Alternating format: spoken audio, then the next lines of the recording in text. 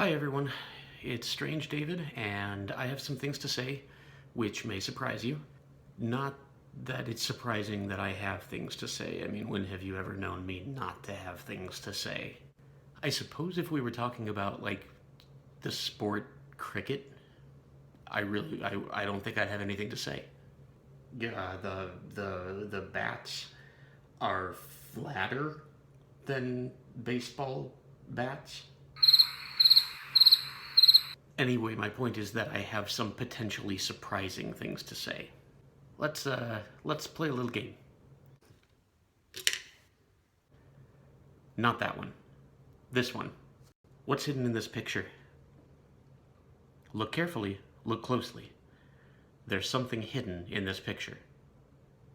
What is it? It's me. See, here's the thing. I've been hiding in plain sight. What? What are you talking about? That picture was you, wasn't it? Yeah, of course it was, but not entirely. Brace yourselves. Please keep your arms and legs inside the vehicle at all times. Other body parts like your spleen and your philtrum, fling those about randomly. What's a philtrum? It's this, okay? Relax. Also, I didn't want to be the one to tell you this, but your epidermis is showing.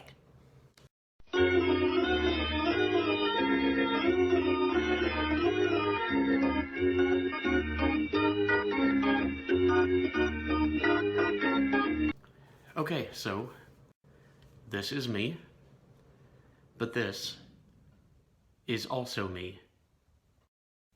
Holy smokes, you're saying you're a woman? No. Okay, let's try this again.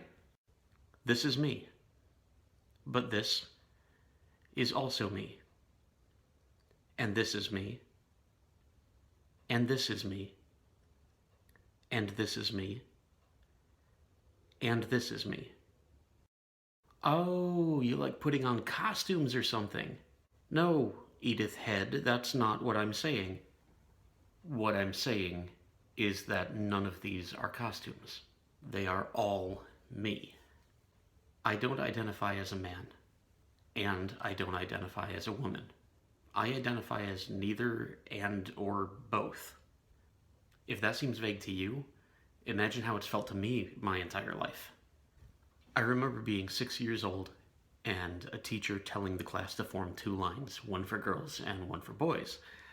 And I was momentarily baffled about which line I was supposed to be in. Of course, my whole life I had been told that I was a boy, so I went to that line. But even at that age, I thought that maybe that wasn't where I belonged. Over the past 5 years, I've learned that there are lots of people out there who don't consider themselves to be men or women. Lots of us. We're everywhere. And there are lots of different terms. For example, genderqueer, gender fluid.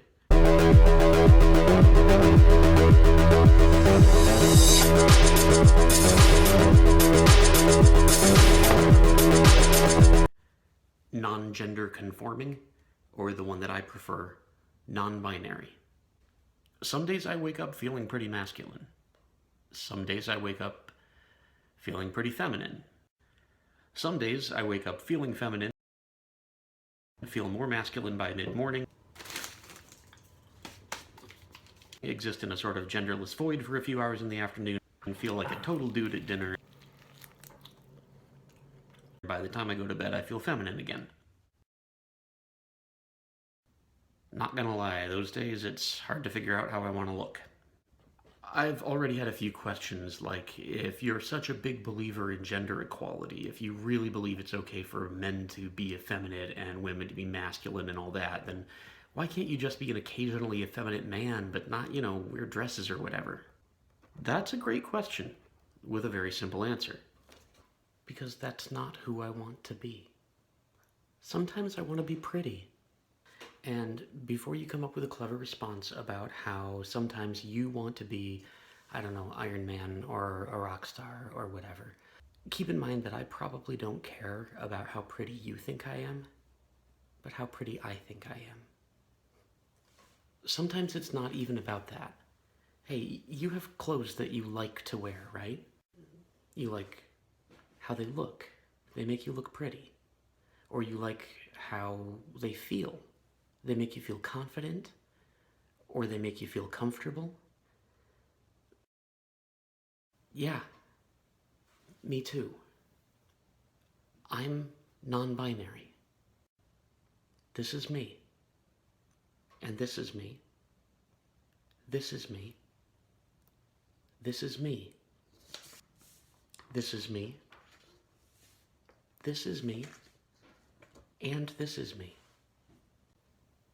They're all me.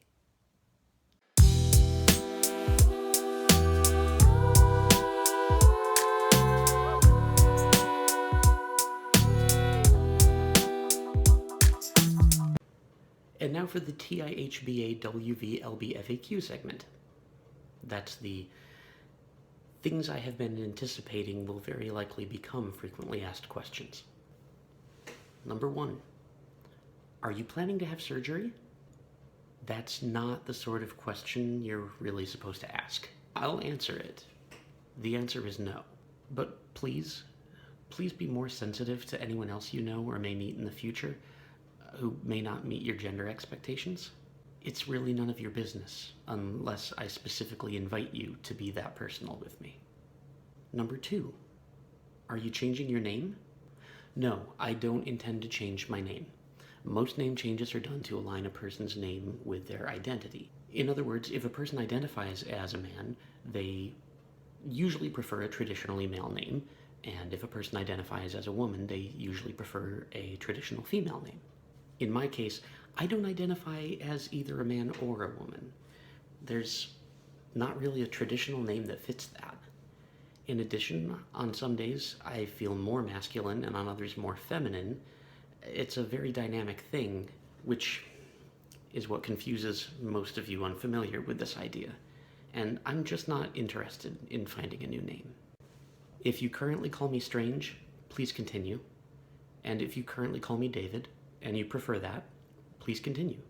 Number 3, is this why you go by Strange? No.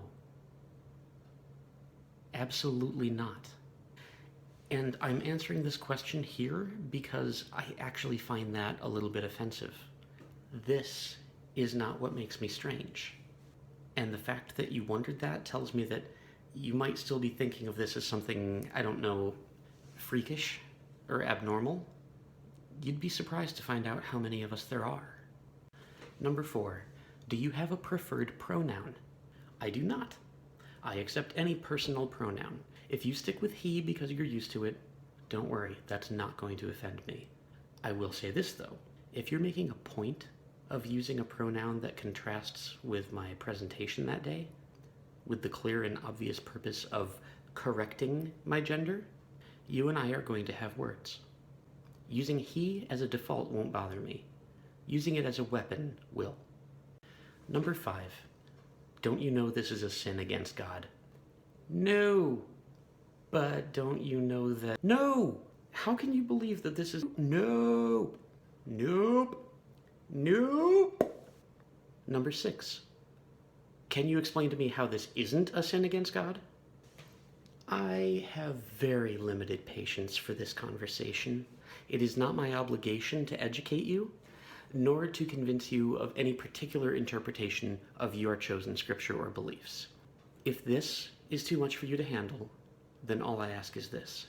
Treat me the way that Jesus would treat the tax collectors, and the prostitutes, and the Samaritans, and the thief on the cross next to him. Number 7, are you happier now? Yes! Imagine carrying a secret around for more than 3 decades and thinking that maybe it meant that you were literally crazy, and then learning that you're not crazy, that there are people out there just like you, living happy lives, content with who they are, that in fact there are plenty of people out there who will love and support you anyway, that you don't have to be who you believed you had to be, but instead, you can be who you always believed you are. Question number 8. Which bathroom do you use? Oh my God, why are you so focused on my genitals and my biological waste disposal? Have you considered seeking professional help for this obsession? Question number 9. Does this mean you're bisexual? Are you asking me out? Are you trying to hook me up with someone? Because I want to make this very, very clear. Gender identity is not the same thing as sexual orientation. A little louder for the people in the back.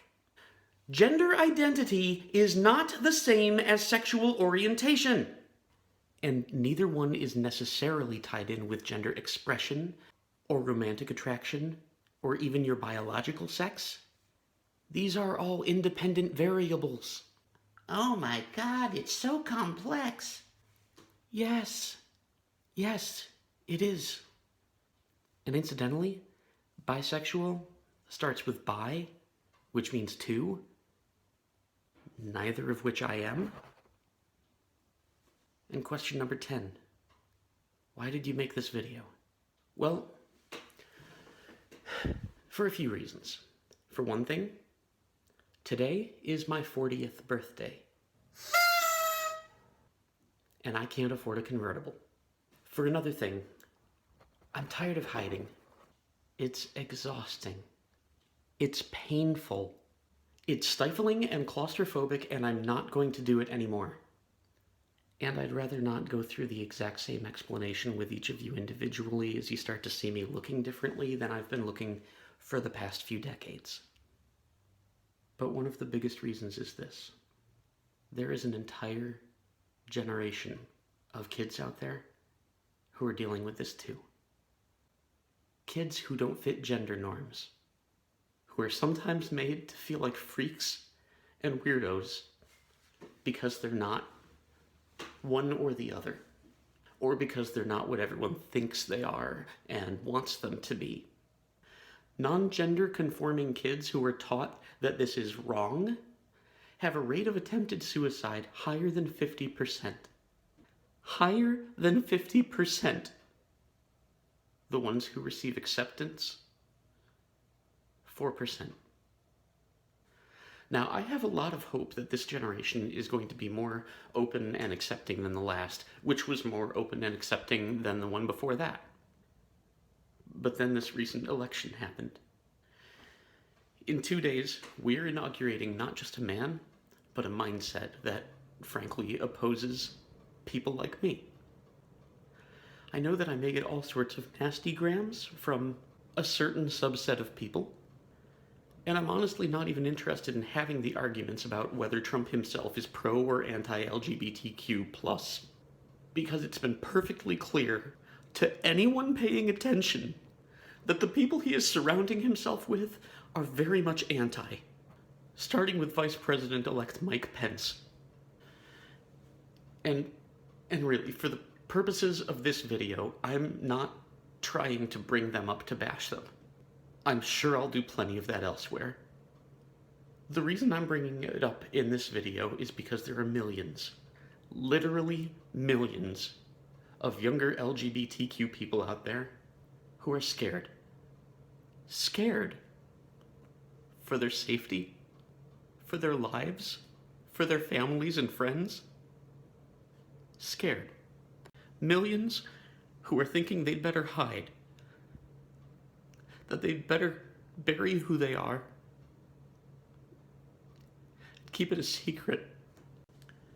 But the thing is,